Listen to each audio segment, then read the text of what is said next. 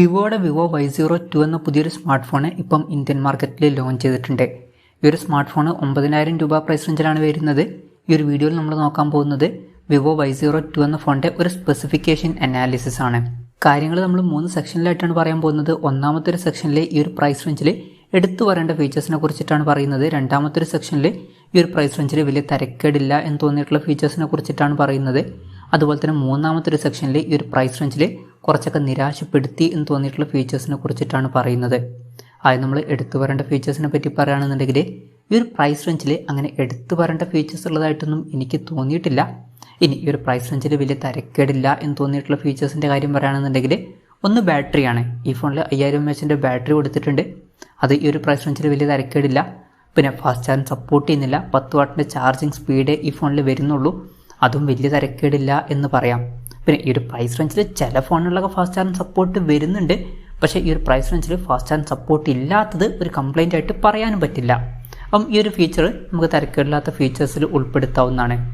പിന്നെ ക്യാമറയുടെ കാര്യം പറയുകയാണെങ്കിൽ ഫോണിൻ്റെ പിന്നിൽ സിംഗിൾ ക്യാമറയാണ് വരുന്നത്. ഫോണിൻ്റെ പിന്നിൽ 8 MP f2.0 അപ്പേഴ്സിൽ വരുന്ന സെൻസറാണ് കൊടുത്തിരിക്കുന്നത്. പിന്നെ ഫ്രണ്ടിൽ 5 MP f2.2 അപ്പേഴ്സിൽ വരുന്ന സെൽഫി ക്യാമറയും കൊടുത്തിട്ടുണ്ട്. അപ്പോൾ ഓൺ പേപ്പർ ക്യാമറ സ്പെസിഫിക്കേഷൻ നോക്കുകയാണെന്നുണ്ടെങ്കിലും വലിയ തരക്കേടില്ലാത്ത ഫീച്ചേഴ്സ് എന്നൊക്കെ പറയാവുന്നതാണ്. ഇനി ഡിസ്പ്ലേയുടെ കാര്യം പറയുകയാണെങ്കിൽ ഈ ഫോണിൽ 6.51 ഇഞ്ചിൻ്റെ HD+ ഡിസ്പ്ലേ ആണ് കൊടുത്തിരിക്കുന്നത്. ഫുൾ HD റെസൊല്യൂഷൻ ഈ ഫോണിൽ കൊടുത്തിട്ടില്ല.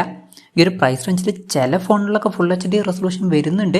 എന്നാലും ഈ ഒരു പ്രൈസ് റേഞ്ചിൽ HD റെസൊല്യൂഷൻ മാത്രമേ വരുന്നു എന്നുള്ളത് ഒരിക്കലും ഒരു കംപ്ലൈൻ്റ് ആയിട്ട് പറയാൻ പറ്റില്ല. അതുപോലെ തന്നെ ഫോണിൻ്റെ ഫ്രണ്ടിൽ വാട്ടർ ഡ്രോപ്പ് നോച്ച് ഡിസൈനുള്ള നോച്ചാണ് കൊടുത്തിരിക്കുന്നത്. ലേറ്റസ്റ്റ് ആയിട്ടുള്ള പഞ്ചോൾ ഡിസൈനൊന്നും വരുന്നില്ല. പക്ഷേ ഈ ഒരു പ്രൈസ് റേഞ്ചിൽ അത് നമുക്ക് കംപ്ലൈൻ്റ് ആയിട്ട് പറയാൻ പറ്റില്ല.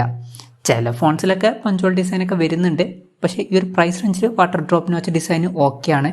പിന്നെ കൂടിയ റിഫ്രഷ് റേറ്റ് സപ്പോർട്ട് ചെയ്യുന്നില്ല. 60 Hz റിഫ്രഷ് റേറ്റേ വരുന്നുള്ളൂ. അതും ഈ ഒരു പ്രൈസ് റേഞ്ചിൽ വലിയൊരു കംപ്ലൈൻ്റ് ആയിട്ട് പറയാൻ പറ്റില്ല.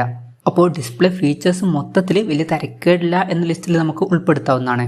പിന്നെ ഫോണിൻ്റെ വെയിറ്റ് വരുന്നത് ഏകദേശം 186 ഗ്രാമാണ്. തിക്നെസ് വരുന്നത് 8.49 mm ആണ്. ഫോണിൻ്റെ ബാക്കിൽ പ്ലാസ്റ്റിക് ബാക്ക് ബോഡിയാണ് വരുന്നത്. പിന്നെ ഈ ഫോണിൽ 3 GB റാം എടുത്തിട്ടുണ്ട്. 32 GB ഇൻറ്റേർണലും വരുന്നുണ്ട്. ഈ ഒരു പ്രൈസ് റേഞ്ചിൽ വരുന്ന മിക്ക ഫോണുകളിലും 3 GB റാം 32 GB ഇൻറ്റേർണലൊക്കെ തന്നെയാണ് വരുന്നത്. മെമ്മറി എക്സ്പാൻഡ് ചെയ്യണമെന്നുണ്ടെങ്കിൽ ഡെഡിക്കേറ്റഡ് മെമ്മറി കാർഡ് സ്ലോട്ട് ഈ ഫോണിൽ കൊടുത്തിട്ടുണ്ട്. അതായത് 2 സിം യൂസ് ചെയ്യുമ്പോൾ തന്നെ ഒരു മെമ്മറി കാർഡ് നമുക്ക് സെപ്പറേറ്റ് ആയിട്ട് യൂസ് ചെയ്യാം. 1 TB മെമ്മറി എക്സ്പാൻഡ് ചെയ്യാവുന്നതാണ്. പിന്നെ 3.5 mm ഓഡിയോ ജാക്ക് ഈ ഫോണിൽ കൊടുത്തിട്ടുണ്ട്.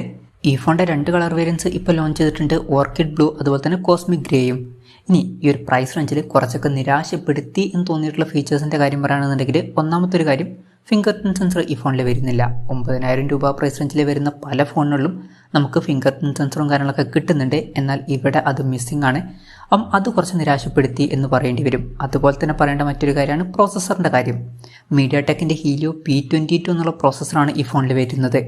ഈ ഒരു പ്രൈസ് റേഞ്ചിൽ ഇത് അത്ര മികച്ചൊരു പ്രോസസ്സറാണ് എന്നൊന്നും പറയാൻ പറ്റില്ല. ഈ ഒരു പ്രൈസ് റേഞ്ചിൽ കുറച്ചും കൂടി ബെറ്റർ ആയിട്ടുള്ള ഒരു പ്രോസസ്സർ കൊടുക്കായിരുന്നു. പിന്നെ പറയേണ്ട മറ്റൊരു കാര്യം എന്താണെന്ന് വെച്ചാൽ ഈ ഒരു helio P22 എന്ന പ്രോസസ്സർ വളരെ പഴയ പ്രോസസ്സറാണ്. ഇപ്പം വരുന്നൊരു ഫോണിലൊക്കെ ഈ ഒരു പ്രോസസ്സർ ഉപയോഗിക്കരുത് എന്നാണ് എനിക്ക് തോന്നിയിട്ടുള്ളത്. കാരണം ഇത് അത്രയും പഴയ പ്രോസസ്സർ ആയിട്ടുണ്ട്. പിന്നെ ഇതിൽ 5G സപ്പോർട്ട് ചെയ്യുന്നില്ല. മാക്സിമം 4G സപ്പോർട്ടാണ് വരുന്നത്. പക്ഷേ അതൊരു കംപ്ലൈൻ്റ് ആയിട്ട് പറയുന്നില്ല. പിന്നെ ഈ ഫോണിൽ Android 12 ബേസ് ആയിട്ടുള്ള Go Edition സോഫ്റ്റ്വെയർ ആണ് വരുന്നത്. Go Edition എന്ന് പറഞ്ഞാൽ പ്രോസസ്സർ അത്ര പവർഫുൾ അല്ല എന്നുണ്ടെങ്കിലോ അല്ലെങ്കിൽ റാമൊക്കെ കുറവാണെന്നുണ്ടെങ്കിൽ ഫോണിൽ ഹാങ്ങും കാര്യങ്ങളൊക്കെ വരാൻ ചാൻസ് ഉണ്ട്. അപ്പം ഫോണിൽ ആൻഡ്രോയിഡിൻ്റെ ഒരു ലൈറ്റ് വെർഷനാണ് കൊടുക്കാറ്. അതാണ് Go Edition. അപ്പം ഫുള്ളായിട്ടുള്ള ആൻഡ്രോയിഡിൻ്റെ ഒരു വെർഷൻ നമുക്കിതിൽ ലഭിക്കുന്നില്ല. അപ്പം അതും കുറച്ച് നിരാശപ്പെടുത്തി എന്ന് പറയേണ്ടി വരും. ഈ ഒരു പ്രൈസ് റേഞ്ചിൽ മിക്ക ഫോണുകളിലും നമുക്ക് ആൻഡ്രോയിഡിൻ്റെ ഫുൾ വെർഷനും കാര്യങ്ങളൊക്കെ ലഭിക്കുന്നുണ്ട്. പിന്നെ പറയേണ്ട മറ്റൊരു കാര്യം മൈക്രോ USB ചാർജിംഗ് പോർട്ടാണ് ഇതിൽ ഉപയോഗിച്ചിരിക്കുന്നത്. ഇപ്പോൾ ഈ ഒരു പ്രൈസ് റേഞ്ചിലൊക്കെ അവർക്ക് Type-C ചാർജിംഗ് പോർട്ടും കാര്യങ്ങളൊക്കെ ഉപയോഗിക്കായിരുന്നു. എന്തായാലും മൈക്രോ USB ചാർജിംഗ് പോർട്ടേ ഇതിൽ വരുന്നുള്ളൂ.